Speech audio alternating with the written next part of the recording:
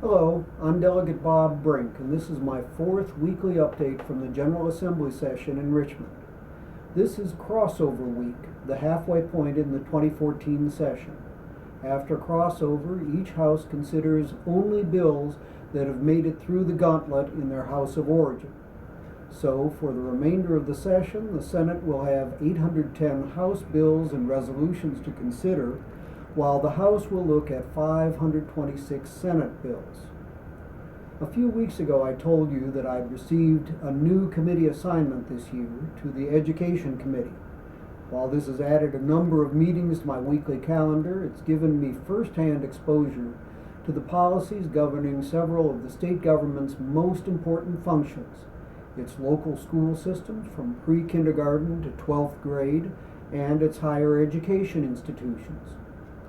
A major education issue this year is reform of the Commonwealth's Standards of Learning testing system. In recent years, there's been a growing consensus that the current SOL regime relied too much on rote memorization of facts rather than encouraging critical thinking, and that it imposed an overly burdensome mandate, just too many tests.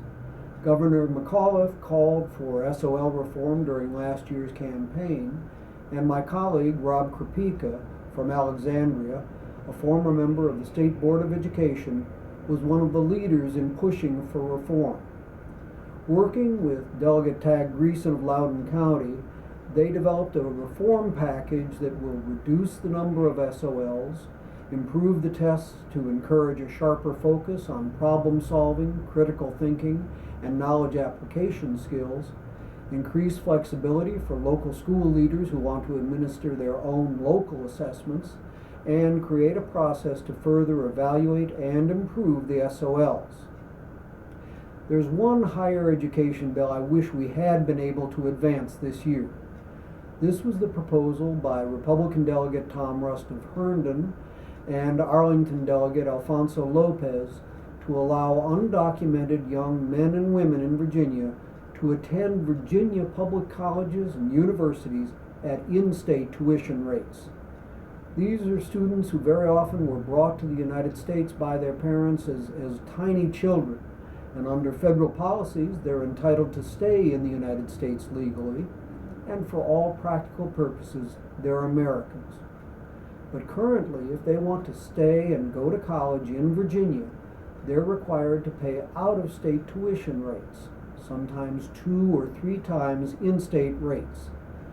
In addition to the humanitarian aspects of this bill, it also makes good economic sense.